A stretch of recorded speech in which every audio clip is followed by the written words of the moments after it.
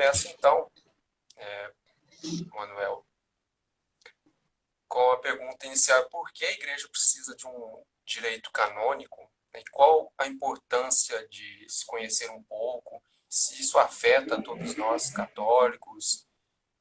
Qual que é a importância do direito canônico? Bom, muita gente, existe um problema até hoje, né, da igreja, sério, de que isso veio ocorrendo desde alguns anos, né, algumas décadas aí, especialmente no pós-concílio, de que o direito não é algo pastoral, não é algo que vale a pena para a igreja, não é algo que a igreja precise trabalhar, né? É como se o direito atrapalhasse a igreja em alguma das suas funções, principalmente a função principal dela, que é de salvar almas, né? E é o contrário. Na verdade, o direito ele está ali para auxiliar isso, né? Porque o que acontece? A gente tem uma igreja que é santa, né? Uma igreja que é santa, é católica, é apostólica, mas ela é santa, nós não. Nós somos pecadores. As pessoas que estão à frente da igreja são pecadoras. As pessoas que estão na hierarquia da igreja são pecadoras. Nós, leigos, somos pecadores. Então, o direito, ele precisa regular todas essas relações, né? Essas relações entre as pessoas que estão à frente, como elas vão ficar à frente, até que ponto elas ficam à frente, o poder delas vai até quando? Quando o poder, na prática, por exemplo, até onde vai o poder de um bispo, a legislação de um bispo, e a partir de quando começa a do Papa, ou vice-versa, até onde a do Papa entra dentro das dioceses, quais os direitos que os fiéis, e aí eu digo fiéis, eu estou falando todos os fiéis, né? Fiéis clérigos, fiéis leigos, fiéis religiosos, quais os direitos que esses fiéis têm, ou eles não têm direitos, né? Nós, fiéis, leigos, nós temos direitos dentro da igreja, ou nós não temos direitos? Nós temos que ficar quietos, calados, e aceitar tudo o que vem. Então, o direito canônico, ele sempre precisou vir para regular essas coisas. O direito canônico, ele não nasceu agora, ele não nasceu com o Código de 1983, nem com o Código de 1917. O direito canônico existe desde sempre, desde que existe igreja, né? Mesmo que lá no comecinho da igreja, lá nas primeiras décadas, né, nos 2 primeiros séculos, tivesse uma dificuldade de se desenvolver por causa das perseguições, mas precisava existir. No primeiro século, 30 anos depois de Jesus, já aconteceu um concílio. O que é um concílio se não colocar chegar ali para discutir e colocar o direito em prática, não é? Foi o concílio de Jerusalém. Então, o direito ele é essencial, ele precisa existir para que as coisas não fiquem soltas, né? Para que as pessoas possam ter um limite, as pessoas que têm algum poder possam ter um limite, e que os fiéis também possam saber até onde ir, o que podem fazer, o que têm direito, quais são os seus deveres também. Claro, os leigos também não têm só direitos. Quais são os seus deveres e tudo mais. Regular tudo isso. Regular desde coisas simples, que parecem simples, mas não são tão simples, como a transferência de um pároco, como quem vai ser pároco, quem vai ser vigário, como vai ser eleito um bispo, quais os critérios, o que um cardeal faz, o que o Papa faz, até onde vai a legislação universal, o que a legislação de uma diocese pode fazer, o que não pode, entendeu? Tudo isso engloba no direito. É preciso que o direito venha falar desse tipo de coisa. Então, o direito, ele precisa existir para tudo isso. Só que ele não pode perder de vista a salvação das almas. Essa é a grande diferença que nós temos com o direito civil, por exemplo, né? O direito do Estado, o direito estatal. O direito estatal, ele vem para organizar uma sociedade, o direito canônico também vem para organizar uma sociedade. Mas ele vem para organizar uma sociedade que tem apenas nela mesma o sentido de existir. O direito canônico, não. Ele vem para organizar uma sociedade que busca algo além dela própria. Ela busca um fim maior do que ela mesma. busca a salvação das almas. Então, o direito precisa buscar a salvação das almas. É a finalidade maior. Está lá no último cânon do Código de Direito Canônico isso. E é assim que o direito tem que ser trabalhado dentro da igreja. Nunca de uma forma legalista, de uma forma na letra fria da lei, na forma de dura lex, sed lex, né? A lei é dura, mas é a lei. Não é assim. A gente precisa ter também um caráter mais pastoral da igreja, do direito, para poder trabalhar esse próprio direito dentro da igreja. É que o direito canônico não se difere da ação da igreja, né? É uma ação da igreja para a salvação das almas. Aí eu já queria fazer o esclarecimento aí dos termos, né? Qual que é a diferença dos termos direito eclesial, direito eclesiástico, se é que tem diferença, e direito canônico? Bom, direito eclesiástico é o direito civil, né, o direito dos estados, quando toca no fenômeno religioso. Então, todas as vezes que o Estado for falar, for legislar, for judicializar qualquer coisa com relação ao fenômeno religioso, vai ser direito eclesiástico, né? Então, a gente está tendo alguns exemplos agora nesse momento, né, histórico nosso, que por exemplo, alguns decretos de muitos prefeitos, governadores e tudo mais, tocam no direito à liberdade religiosa. Então, é direito eclesiástico. E aí, não só o direito eclesiástico, não só dos católicos, mas de todas as religiões. Né? Não só dos católicos, não só dos cristãos, mas de todas as religiões. Então, normalmente, o direito eclesiástico, quando ele vem à tona, ele vem para poder falar sobre liberdade religiosa. O motivo, normalmente, é esse. Ou ele vem de forma, em alguns estados, em alguns momentos, em algumas legislações, ser autoritário e entrar demais no direito à liberdade religiosa e tolher a liberdade religiosa, ou ele vem fazer o que ele precisa fazer, que é garantir esse direito à liberdade religiosa, que é natural. O direito à liberdade religiosa é natural, então o Estado ele não tem que conceder, ele tem que reconhecer e dar todas as possibilidades para que esse direito seja exercido. Isso é direito eclesiástico. Direito canônico, direito eclesial é a mesma coisa, é direito da igreja. E aí já é um direito interno, né, um direito da igreja, não é um direito interno no sentido, às vezes a gente pode ter algum jurista por aí, mas não é um direito no sentido de direito administrativo, né, como se a igreja fosse uma associação ou um ente governamental, qualquer coisa assim. Não, é um direito autônomo dela, né? Mas é um direito dela. Então é um direito canônico, como nós temos o direito brasileiro, nós temos o direito da França, da Itália, do Japão, da China, nós temos o direito canônico, não o direito autônomo. Aí a gente fica a diferença dessas coisas. Muitas vezes eles se tocam. Né? No direito canônico, muitas vezes, como é um direito também muito diferente dos outros, porque se você tem, aqui no Brasil, você tem o direito brasileiro para os brasileiros dentro do território brasileiro, certo? E alguma legislação para os brasileiros que estão fora do país, mas isso é exceção. A igreja não. A igreja ela não tem uma legislação só exclusivamente para quem mora no Vaticano. Existe a legislação para quem mora no Vaticano, mas ela não é feita para isso. A legislação toda ela é feita para pessoas que estão no mundo inteiro. Então, é complicado você lidar com uma legislação que precisa lidar com culturas diversas do mundo inteiro, legislações diversas do mundo inteiro, pessoas de diversas histórias, né, formações históricas e tudo mais. Então, muitas vezes, em muitos casos, é preciso que o direito canônico canonize, né, assim é a expressão, canonize a lei civil. Então, ela aceita, por exemplo, a lei civil em alguns casos, para facilitar, para ficar menos legislação para a gente também, né? Afinal de contas, se dá para usar a civil, vamos usar a civil, que é melhor.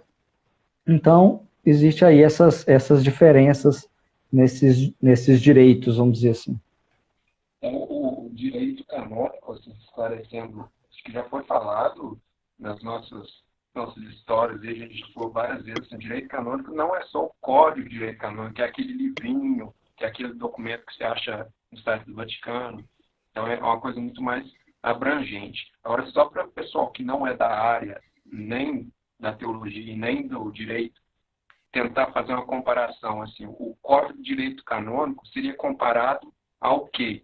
Você já disse que o direito canônico é comparado ao direito do Brasil, mas no direito civil tem vários códigos diferentes. O Código de Direito Canônico é o quê, assim, nessa comparação? Márcio, olha, existe uma questão que não vai dar para a gente comparar muito bem, porque nos países, via de regra, você tem uma Constituição, né? Tem a Constituição aqui em cima, aí embaixo vem as leis, códigos e tudo mais, né? Leis complementares, e aí leis ordinárias, aí vai descendo. A hierarquia das leis, né? Na igreja, existe também uma hierarquia, claro, mas a gente não tem uma Constituição. A igreja não tem uma Constituição, apesar de lá no pós-concílio, né, isso tenha sido bastante discutido. A igreja resolveu, no final das contas, na década de 70 foi muito discutido isso, mas no final das contas o que eles decidiram, e decisão partiu bastante da parte de São João Paulo II, né, foi de que não teria uma Constituição. Não teria uma Constituição pelo fato de que não teria, a gente não tem um poder constituinte. Como eu falei agora há pouco, para o Estado, aquela nação, aquele povo, aquele direito é feito para aquele povo, para aquela nação, naquele território. Né? A igreja não. Então, quem seria o poder constituinte nosso? Seria o próprio Jesus Cristo. Então, ele não ia descer com a Constituição pronta. Então, a igreja entendeu que não tem condições de fazer uma Constituição para depois fazer diversas leis ou códigos ou o que fosse abaixo dessa Constituição. Então, preferiu deixar essa norma constitucional de lado, apesar que existe um direito constitucional no direito canônico, né? Mas o que resolveu fazer em termos de legislação foi fazer um código que seria a diretriz para todas as outras normas que viriam daí para frente. Então, logo ali no começo do código, logo nos primeiros cânones, né, falado o que o código, a quem ele atinge, como ele atinge, quais as leis foram revogadas com ele. Então, foi revogado o código de 17, foram revogadas todas as leis que não estão de acordo com o código atual, né, com esse nosso código de 1983. Então, ele recepciona, claro, tudo que existia antes, mas ele recepciona o que não vem de confronto a ele. E existe aí abaixo dele, então todas as legislações, outras legislações que existem, e existem muitas, diversas, todas essas outras legislações precisam ir nos princípios lá do Código de Direito Canônico. Né? Então você, por exemplo, o Código ele optou por não legislar sobre ritos litúrgicos. Né, está lá no cânon 2 do Código de Direito Canônico. Ele optou por não legislar sobre ritos litúrgicos. Mas existe uma legislação sobre ritos litúrgicos. Tanto na igreja latina, quanto nas orientais, todas, existe uma legislação sobre ritos litúrgicos. Mas essa legislação ela não pode entrar em choque com o Código. E por aí vai. Né? No direito matrimonial existe uma legislação só para o processo matrimonial, né, que é uma instrução chamada Dignitas Connubii. A Dignitas Connubii é enorme e ela não pode chocar com o código. Né? E aí a gente tem diversas outras legislações. Então, a gente não tem uma Constituição, mas a gente tem um código que traz diversos princípios sobre muita coisa. E não pode bater de frente ali, porque senão vai estar sendo irregular. Então, toda a legislação que é feita a partir daí é feita com vistas ao código, né? Sim. Por isso que a gente cita tanto o código. Já tocou em algumas outras questões que apareceram aqui. É que existe uma diferença das leis da igreja, do código, para as diferentes regiões, diferentes países, diferentes ritos litúrgicos, e se existe dentro do direito essas especificações, direito constitucional, direito processual, direito penal. Bom, vamos por parte, então. Se existe diferenças de legislações, né? Existem muitas, porque, para começar, cada diocese tem a sua legislação particular, certo? Então, se cada diocese tem sua legislação particular, a gente precisa saber da onde, com base em que essa legislação vai ser criada. Então, quando um bispo lá da sua diocese solta um decreto sobre determinada coisa, né, sei lá, que seja um diretório catequético, né, que é legislação. Ele faz um diretório catequético lá para a diocese dele. Ele não pode fazer de qualquer forma. Ele está olhando algum princípio de algum lugar. Então ele olha da Igreja Universal, né? Universal é a igreja que está no mundo, né? Não é a igreja do Edir Macedo, é a igreja que está no mundo. Então não é a igreja particular, né? A gente chama de igreja particular as dioceses, arquidioceses, e a Igreja Universal quando você vai falar do mundo inteiro. Então, cada igreja particular, cada bispo, tem a sua legislação particular, que vai estar ligada à legislação universal. Né? Então, a gente já começa por aí. Em outro momento, a gente tem também, a gente não tem só o Código de Direito Canônico. O Código de Direito Canônico, esse que nós temos acesso, é para nós, latinos, ocidentais, né, do rito latino. A igreja tem mais 23 ritos. São 24 em todos. Tem mais 23 ritos. Nós somos a maioria, mas tem mais 23. A gente não pode confundir com aquelas igrejas ortodoxas, a igreja ortodoxa, né? Aquela lá do cisma de 1054. Não são aquelas. São igrejas orientais, em plena comunhão com a igreja católica, que se submetem ao Romano Pontífice, né, ao Papa e tudo mais. Só que elas são igrejas rituais, de ritos diferentes. E quando a gente fala de rito, a gente não está falando só de rito litúrgico, a gente está falando de toda uma cultura, de toda uma história, né? Uma outra dessas igrejas é mais antiga, inclusive, do que Roma. Antioquia, por exemplo, é mais antiga do que Roma. Pedro passou por Antioquia. Então, São Pedro, né, passou por Antioquia. Então, é mais antiga do que Roma. Então, os antioquianos são mais antigos. E tem legislação própria, e tem tudo isso. Então, existe diversas legislações. As igrejas orientais têm um código só para eles. E dentro desse código, é possível que existam, para cada uma dessas igrejas, dessas 23 igrejas rituais, existe também uma legislação própria. Então, tem muita coisa. É muito amplo, né? É muito grande. Agora, a outra pergunta era o que? Se existe penal, essas coisas, né? Sim, existe. Dentro do próprio código que nós temos, existe o direito processual, existe o direito penal, existe um direito administrativo, existe as normas gerais, existe um direito sacramental, né? Existe uma série de divisões ali dentro, que vão sendo feitas, e também existem outras que vão vindo por legislações esparsas, né? Por legislações que não estão no código.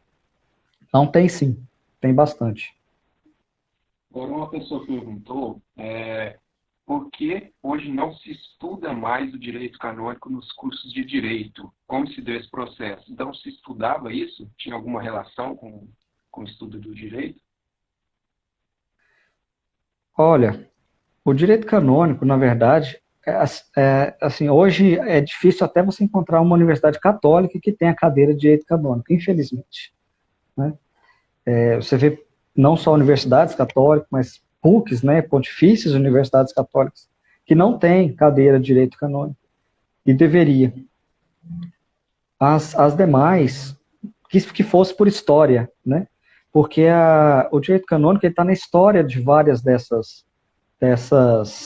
desse direito, né? Principalmente o nosso direito, que é de origem latina, né? Que toda essa estrutura que nós temos aqui de direito romano e tudo mais. Então, na faculdade, a gente acaba estudando, em uma ou outra faculdade, eu tive direito romano, por exemplo, mas muitas nem isso têm. Só que aí eles fazem assim, tem o direito romano, aí de repente eles pulam a história como se ela não existisse e já vai direto para a era constitucional, né? Já pula lá para depois do absolutismo, que surgem as constituições e tudo mais. E nesse espaço aí de mais de 1.500 anos, o que aconteceu? Certo? O que aconteceu é que o direito canônico era a legislação principal, era a legislação mais desenvolvida. Muita gente que acompanha, que estuda e tudo mais, sabe que a questão da Inquisição, como é que funcionava, né? A Inquisição, apesar de a gente lê hoje como funcionava e tudo, acha meio bárbaro, mas aquilo lá foi uma evolução gigantesca para a época. E isso foi coisa que veio do direito canônico, né? Se dependesse do Estado, era sempre, a maioria das penas era morte, era mutilação, era uma loucura aquilo. Então, o próprio processo, né, a possibilidade de haver um processo penal veio da igreja. O Estado muitas vezes não desenvolvia isso não pensava nisso. Então, seria importante demais estudar, nem que seja por história, né, por questões históricas, nas universidades que não são católicas. Nas católicas, porque são católicas, né? Aí, obviamente, é a própria existência da universidade católica, a própria possibilidade daquela universidade católica que você está estudando, pontifícia, universidade católica que seja, é porque existe no direito canônico todo um regramento para saber o que é uma universidade católica, o que é uma pontifícia universidade católica, quais são as diferenças, o que é uma universidade eclesiástica, e por aí vai, né? Então, o próprio direito canônico já dá isso. E as pessoas não sabem, não têm noção qual que é a diferença. Mesmo se você for dentro de uma PUC e perguntar para um aluno de uma PUC qual que é a diferença entre vocês que são PUC e a outra universidade ali do lado, da outra diocese, que é a Universidade Católica. Não sabe, não existe, não tem noção. Sabe que uma é maior do que a outra, mais estruturada do que a outra, ou qualquer resposta assim que vai aparecer.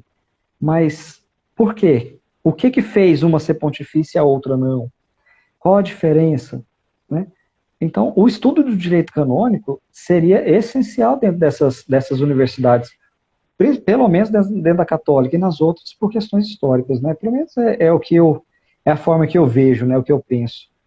E também até para poder, dentro estudar o direito canônico, seria interessante e importante demais, porque é muito importante entender esse fenômeno religioso, entender a questão da liberdade religiosa e, principalmente, entender uma coisa que as universidades também não estudam mais, que é direito natural. Não se estuda mais direito natural nas faculdades. Acabou. Não tem mais. Então, quando você estuda o direito canônico, ele leva ao direito natural, porque ele vem, né, ele estabelece critérios através do direito natural e do direito divino. Então, não tem como não estudar, não saber, pelo menos os conceitos disso. As universidades hoje não estudam mais esse tipo de coisa. Infelizmente, algumas universidades católicas só mantiveram o nome, né? Só tem o católica no nome. No ensino acabou também, né? Infelizmente. E assim, mas também eu vejo, até pela prática aqui, que é muito difícil, mas muito, muito difícil mesmo, a gente lidar com a Universidade Católica, sabe? As PUCs e tudo mais. É tudo muito grande, é tudo muito tomado, não dá para você simplesmente, muitas vezes não tem condições de você simplesmente virar assim e falar, bom, vamos demitir todos os professores que estão falando alguma coisa aqui contra, porque o problema não é falar, não é nem o professor não ser católico, ninguém falou isso, ninguém nunca fez isso. A questão é ele entrar lá e começar a mentir contra, né? O que acontece demais. Então, é muito difícil você virar e falar assim, vamos demitir todos, e aí nós vamos colocar quem no lugar? Entendeu? Existe esse problema. Se é possível, se não é possível, por que é possível e por que não é possível, aí a gente tem que entrar em muitas outras questões. Mas o problema imediato, agora, seria quem colocar no lugar? Existem pessoas qualificadas para serem colocadas no lugar? Pode ser que existam. Nós, católicos, nós estamos nos qualificando para entrar nesses lugares, nós estamos buscando estar nesses lugares que é nosso, né? Como professor, como coordenador, o que quer que seja, nós estamos buscando isso, ou a gente simplesmente deixou para lá. Simplesmente a gente cobra do bispo, dos padres e tudo mais, sem fazer a nossa parte, porque é fácil, né? Muitas vezes é fácil, né? A gente cobrar lá e se resolvam para lá e eu fico aqui esperando a solução. A gente é parte disso, a gente precisa também participar disso da melhor forma possível, e especialmente se qualificando, se colocando à disposição. Se você é professor, se você quer ser professor, se qualifique, se coloque à disposição, vá lá, busque, procure, bata, né, bata nessa tecla, porque também não vai ser fácil entrar, porque não vão te deixar entrar, mas bate na tecla. É preciso que a gente ocupe esses lugares dentro dessas universidades, né? A gente está na metade dessa live. A gente começa agora com algumas questões mais pontuais, específicas, que o pessoal sempre pergunta. Aí eu selecionei algumas aqui. Excomunhão, um assunto do direito canônico. Aí perguntou se a excomunhão automática ela precisa ser declarada. Direito penal é sempre o que mais chama atenção, né? Até na faculdade lá, o direito penal civil também é o que mais chama atenção, é o que mais surge em casos mais... Mas existem dois tipos de excomunhão, né? A excomunhão automática e a que não é automática. Se ela é automática, claro que não precisa de nada mais, basta o fato acontecer. E a outra não, a outra excomunhão precisa de um processo, né? Precisa de tudo isso. Só que existe um problema aí na hora de que as pessoas, eu vejo muita gente falando sobre excomunhão, na internet mesmo, e as pessoas falam muita bobagem, né? Sobre o assunto. Chamam os outros de... É a mesma situação quando fica chamando os outros de herege, né? Eu sei que muita gente acaba chamando por chamar e tudo mais, mas só que não é assim. A pessoa não é herege porque ela falou uma besteira, né? Porque ela falou alguma coisa que vai contra a doutrina, ou alguma coisa, não é por isso que ela é herege.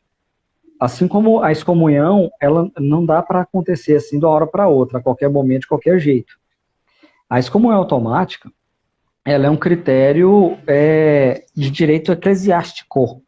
Direito eclesiástico é outra definição que a gente não deu aqui, mas a gente tem questões, a gente tem o direito natural, né, que é aquele escrito no coração das pessoas, a gente nasce com ele, né, escrito no coração do homem, a gente nasce com ele e tudo mais. O direito divino, que aí o direito divino é aquele direito que é de Deus, né, Sagradas Escrituras. E existe o direito eclesiástico. O direito eclesiástico são as leis da igreja, aqui desse mundo, né? Quer dizer, são leis que a igreja vai poder mudar. A igreja não pode mudar o direito divino. Ela não vai mudar isso. Então a igreja nunca vai aprovar aborto. Porque não tem jeito. Ela não tem nem competência para poder aprovar um negócio desse. Porque vai contra tudo, né? Vai contra o direito natural, vai contra... O primeiro direito natural que existe é o direito à vida. Já o direito eclesiástico ela pode mudar. Então, se hoje existe, por exemplo, ou se o padre hoje não pode casar, né, é por uma questão de direito eclesiástico. Apesar que a igreja não vai mudar isso, né, os próprios papas, alguns já manifestaram isso, que a igreja não vai mudar isso, mas poderia, porque é uma lei eclesiástica. Em algum momento da história, não foi Cristo que trouxe, não é direito divino, nada disso. Foi a própria igreja que no Concílio de Trento definiu que os padres não são celibatários. Então, é o direito eclesiástico. Então, assim, a excomunhão, voltando lá, né, a excomunhão automática, ela é colocada por direito eclesiástico.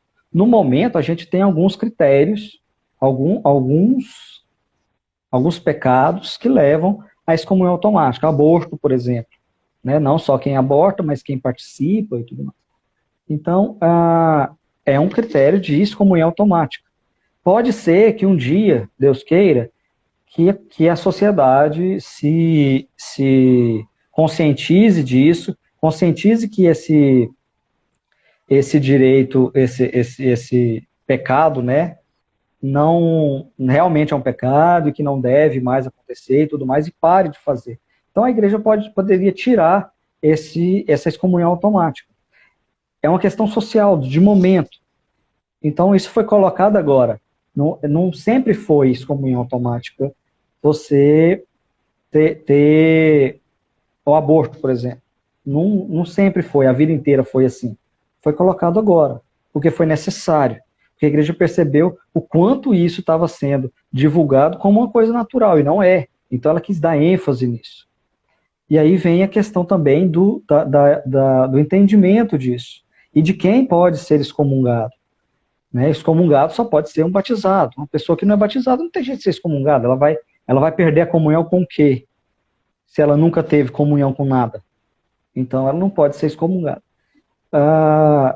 Também ela precisa... não existe também uma coisa que o pessoal pergunta bastante, questão de excomunhão, é a questão de como cumprir, né? Como cumprir uma pena dessa. Bom, o direito penal, para os leigos, para nós que somos leigos, acaba sendo uma coisa muito de direito não, de uma questão muito soteriológica, sabe? Muito de salvação, muito lá de juízo particular, porque a igreja não tem muitas condições de obrigar você a não entrar na fila da comunhão.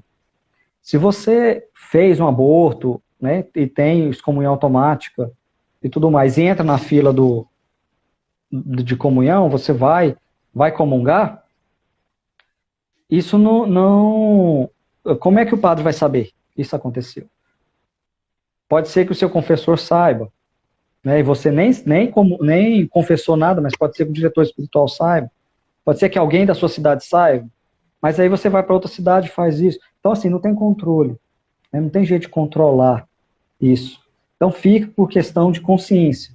A pessoa precisa ser conscientizada, e aí vem a parte de formação de nós católicos, né?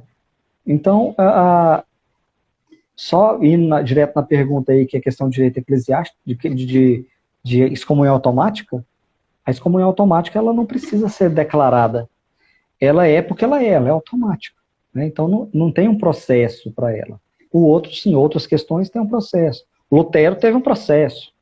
Ele foi excomungado através de um processo canônico, tudo mais. Agora, é automática, não. Automática é automática.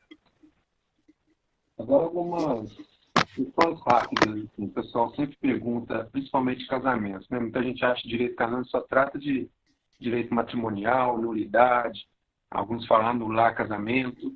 Então, vamos para o básico aqui. O que é o mínimo necessário para acontecer um casamento válido? Bom, o mínimo necessário é que, primeiro, que quem for casar seja batizado, né? A partir daí, já a gente vai para outros critérios. Então, se a pessoa é batizada, então, é por isso que pede, né? Quando vai casar, pede o batistério, né, a certidão de batismo. Ela também não pode ter nenhum impedimento. O impedimento não é só ela já ser casada. Se ele, por exemplo, tiver um voto público de castidade, ele não pode casar, ele precisa ter licença, primeiro, da igreja para poder casar. Ele tem que ter outros critérios, tantos outros que se coloca. Idade, né? Tem uma idade mínima para casar. O casamento é entre homem e mulher, não existe casamento entre homem e homem, mulher e mulher, homem e papagaio, mulher e sei lá o que mais. Igual a gente vê por aí, tá acontecendo por aí agora, né?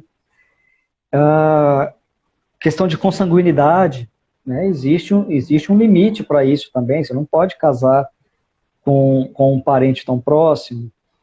Existem os limites de consanguinidade, existem os limites de afinidade, né? Não pode casar com a enteada, não pode casar com a sogra, né?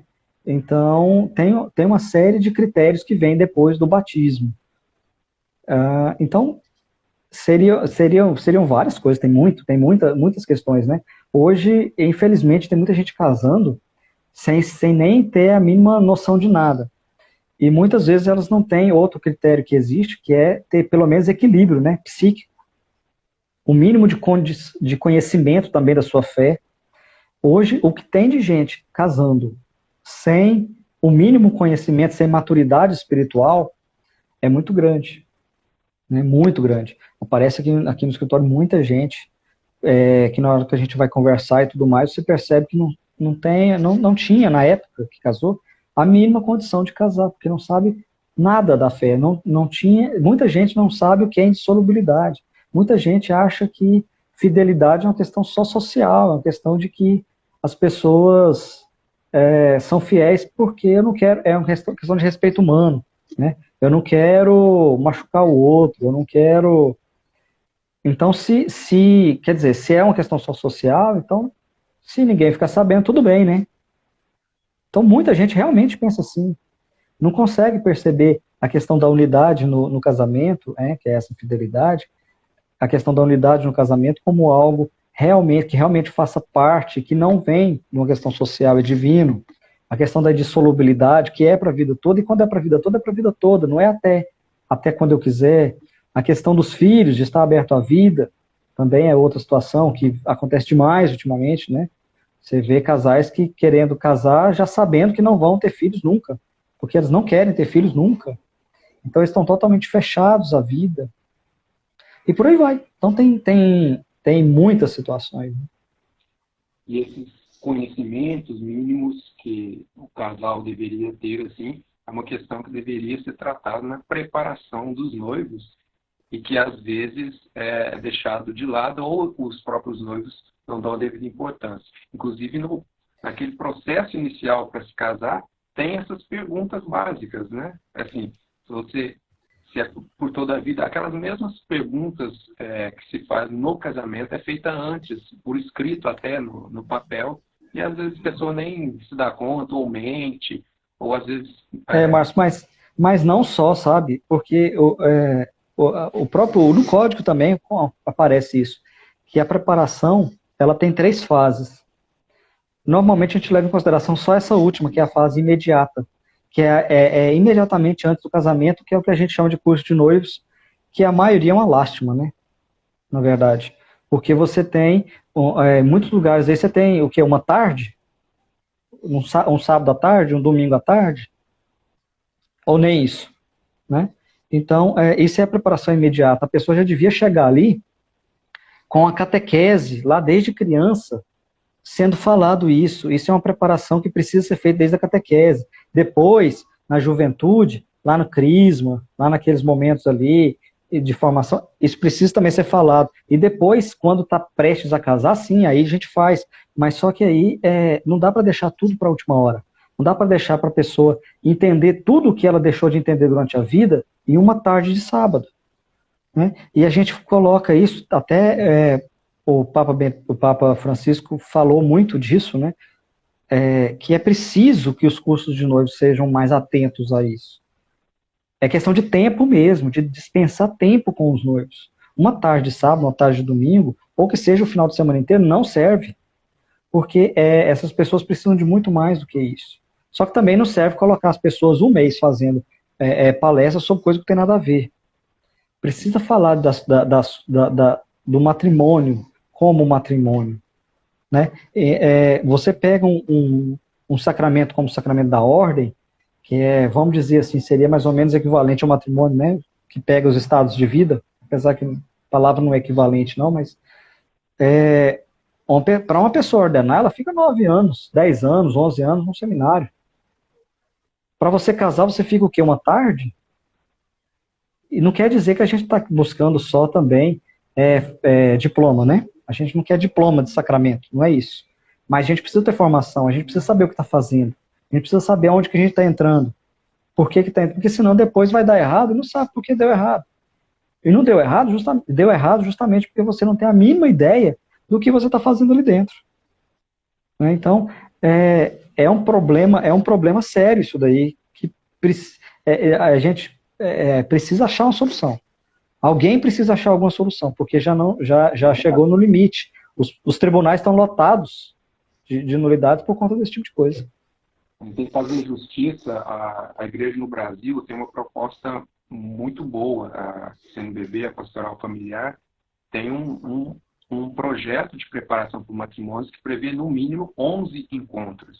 Eu tenho o livro aqui dos encontros, sim, é uma preparação muito boa, muito adequada, e que resolveria muitos desses problemas de conhecimento aí. Mas só por causa do nosso tempo aqui, a gente tem que passar para outro assunto.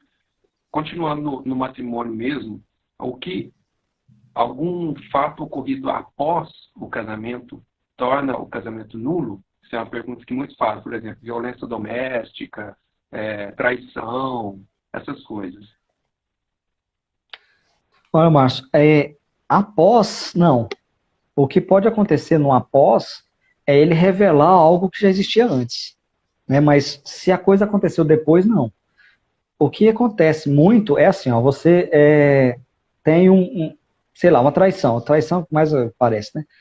Mas você tem uma traição. Aí você precisa investigar se essa pessoa ela já tinha esse comportamento antes do casamento. Se ela, no momento ali do casamento, do consentimento, né, do sim, ela sabia o que era a fidelidade, qual a importância da fidelidade no casamento, ou se ela encaixa naquilo que a gente falou agora há pouco, né? Só um critério social e tudo mais, não tem problema se eu trair e tudo. Então ela entendia, ela compreendia, ela tinha essa maturidade sobre o sacramento, essa maturidade espiritual para poder casar. Ela tinha essa maturidade espiritual para poder assumir um sacramento desse. Então, uma traição, por exemplo, ela pode revelar alguns critérios de nulidade, né?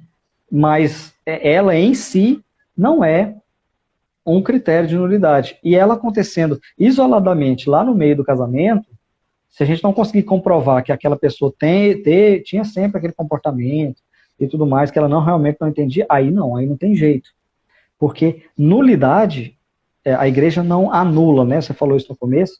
A igreja não anula casamentos. Anular é tornar sem efeito a partir de um determinado momento. Ou seja, antes ela tinha efeitos.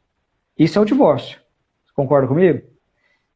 Agora, a igreja o que ela faz é investigar para declarar nulo. Quer dizer, ela retroage lá ao momento do consentimento para ver se algum dos requisitos, alguns dos critérios para aquele casamento existir, se aqueles critérios existiam na época. E se eles não existiam, então não poderia haver aquele casamento. Na verdade, ele é inválido, ele nunca foi válido, ele nunca existiu. Então as pessoas, na verdade, sempre foram solteiras, elas nunca casaram. Apesar de toda a aparência, né, entrou de noiva, teve festa, aquela coisa toda. Mesmo, na verdade, não existiu. Então, o que aconteceu depois, se foi isoladamente, se não é reflexo de algo que existia antes, então não é critério de nulidade, né?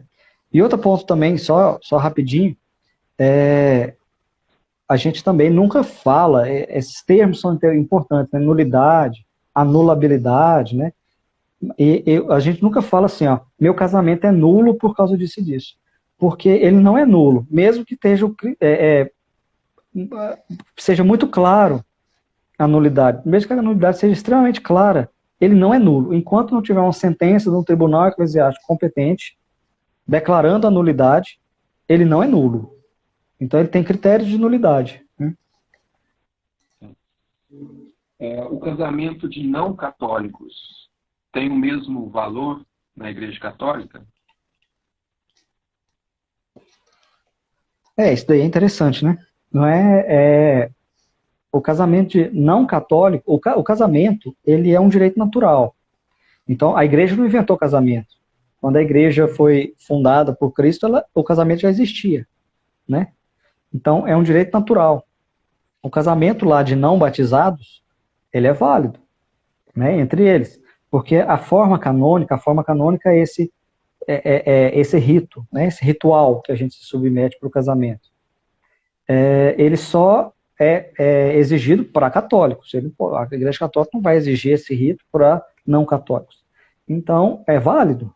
Sim, claro que é válido. inclusive, a partir do momento que essas pessoas, se elas se converterem e se batizarem, esses dois, o casamento ele é elevado à condição de sacramento. O que a igreja faz é isso.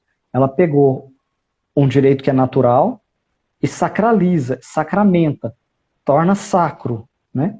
E eleva isso à condição de sacramento. É isso que a igreja faz entre católicos, mas aí tem que ser católico, que é quem está sob a jurisdição da igreja. A igreja não vai fazer isso para outras pessoas porque não está sob a jurisdição dela e porque essas pessoas não estão em comunhão com a igreja. Então não adianta nada, não faz diferença. Né? Outra questão um pouquinho relacionada também é com relação ao casamento civil. Eu já emendo aqui, a gente falava do casamento dos não católicos, mas e um casamento civil? Qual valor ele tem? E o casamento civil de católicos, que não se casam no religioso, como é que fica? Olha, então são duas coisas, né? Porque se você tem um casamento civil para não católicos, é uma coisa. Um casamento civil para católicos não serve para nada. Serve para o Estado, né? Serve para questões de direito, para questões né, de estabelecer datas ali, de comunhão de bens, essa coisa toda. Mas religiosamente não serve para nada, né, o casamento civil para católicos. Para pessoas não batizadas, aí entra no que a gente falou agora há pouco. Mas para católicos, aqueles que são casados, católicos, que são casados só no civil, vai lá e casa na igreja. Por que você não casou na igreja ainda? Né, não tem por que não tá casado na igreja? Qual que é o problema? Existe muito problema que o pessoal chega e fala assim, não, eu não tenho dinheiro. Bom, então você está querendo um casamento, você está querendo a festa, né? Então, se você chegar e pedir para o seu pároco lá, para o padre da sua igreja, falar assim, olha, eu quero celebrar um casamento, só eu aqui, o meu companheiro, possivelmente meus filhos, tal, só 5, 6 pessoas aqui e tudo mais, ali na capela mesmo, ele vai celebrar, né? Muito provavelmente sem cobrar nada, porque não vai usar toda aquela estrutura da igreja, colocar aquele tanto de coisa. Então, o casamento civil para católicos não serve para nada, religiosamente para nada. É só uma garantia para o divórcio, né? Infelizmente. E assim, no final das contas, eu tenho até uma coisa que é mais minha aqui, eu vejo que até o casamento hoje, o próprio Estado não leva a sério mais o casamento dele mesmo, né? Porque ele elevou a união estável praticamente a casamento. Então, muita coisa, quase tudo que você tem direito no casamento, se você fizer um contrato de união estável no cartório, além de mais barato, você ainda consegue colocar uma série de coisas que no casamento não dá para fazer. Então, nem o próprio Estado está levando a sério o próprio contrato de casamento dele, né? E a gente acaba querendo, às vezes, que esse casamento civil seja até levado a quase matrimônio sacramental, né? E não é, nem nunca vai ser. Vou emendar 2 perguntas aqui, porque o tempo está curto. O que é o tribunal eclesiástico e se existe campo de trabalho para leigos no direito canônico? Bom, o tribunal eclesiástico é a justiça da igreja, né? Existe o tribunal nos estados, existe o tribunal da União, existem os tribunais, não existe aí por aí, do estado? Então, o tribunal eclesiástico é o judiciário da igreja, é onde isso tudo acontece, os processos correm, é onde tem os juízes, né, que estão ali para julgar, para ouvir as testemunhas. Então, o tribunal eclesiástico é isso, é onde acontece o poder judiciário ali dentro na prática. Agora, se existe campo, olha, isso é uma coisa complicada, porque assim, fora do Brasil, fora da América Latina, aqui, mas principalmente no Brasil, existe muito campo. Do mesmo jeito que você, em qualquer cidade do Brasil, você sai e vê plaquinha de advocacia trabalhista, não tem isso mais por aí? Todo lugar que você vai tem essas coisas. Na Europa, em vários lugares, Itália, Portugal, França menos, mas você vai em Portugal, Itália, Espanha, você vê lá a plaquinha, direito canônico, né? Aqui no Brasil você não vê isso em lugar nenhum. Na frente do meu escritório mesmo não tem, né? Então, você não tem tanto campo aqui, porque o direito canônico aqui não é tão desenvolvido, né? Por outro lado, ele está em franco desenvolvimento, porque todo mundo está abrindo os olhos para a necessidade do direito canônico, né? Hoje, a igreja já precisa do direito canônico, do direito eclesiástico, de pessoas que estão por dentro de todos esses assuntos, que saibam trabalhar todos esses assuntos, porque senão, daqui a pouco, a igreja não vai conseguir mais se locomover dentro da sociedade, que antes era muito fácil para a igreja fazer ou não fazer isso. Hoje a igreja precisa entrar dentro da burocracia do Estado, porque as pessoas não estão mais dispostas a ajudar a igreja.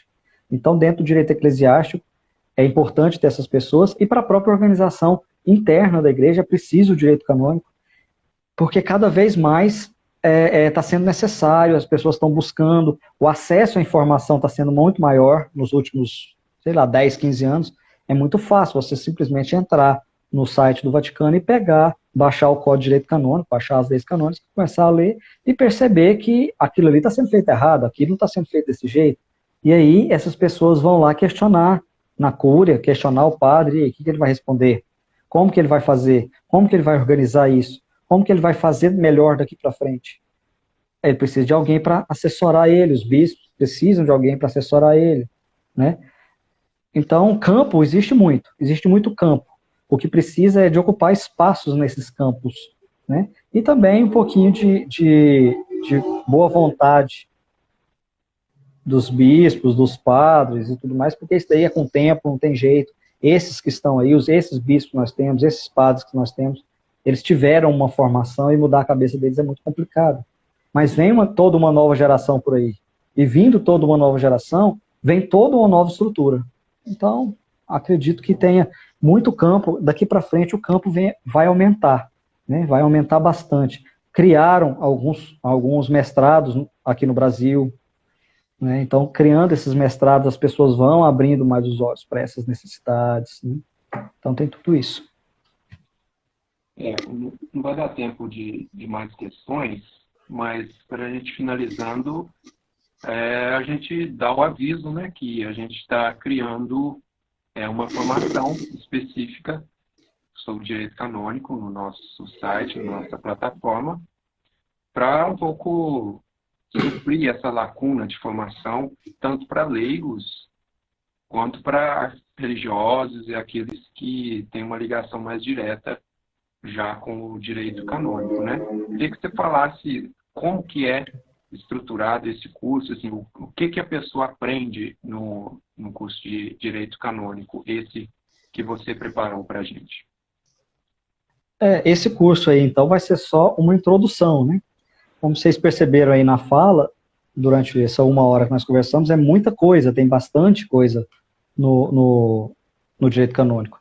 Então, o curso de direito canônico ficaria muito grande, trata-se de uma introdução. Então são 27 aulas, sendo a última delas bônus, né, só sobre direito matrimonial, com toda a estrutura aí da Martíria Cursos, para a gente poder compreender pelo menos as bases do direito canônico, compreender melhor como fazer, o que é, né, aonde que está no mundo o direito canônico. Então nós temos aí todas essas aulas e a gente pretende que atinja as pessoas positivamente daqui para frente com essas informações, com esse estudo sobre especialmente a história, o Código de Direito Canônico e alguma legislação esparsa, né? Falamos praticamente do código inteiro lá. Sim, a gente estruturou ele, além dessa introdução da história, seguindo as partes do código, né? Que é cada uma das suas partes. Os livros, né? Dos livros, para dar essa noção geral de todas as partes que compõem o direito. A gente já está encerrando. Durante essa semana a gente vai divulgar o link de inscrição.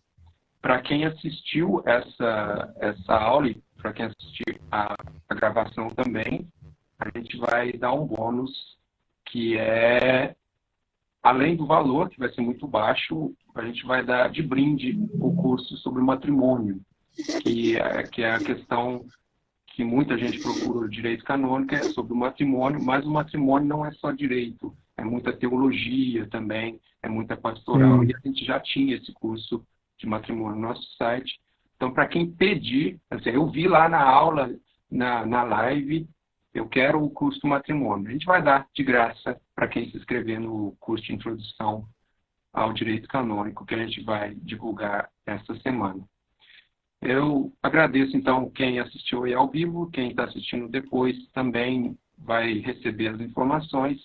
Agradeço ao professor Dr. Emanuel.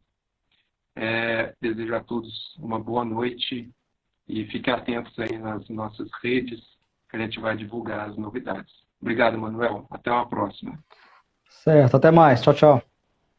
Tchau.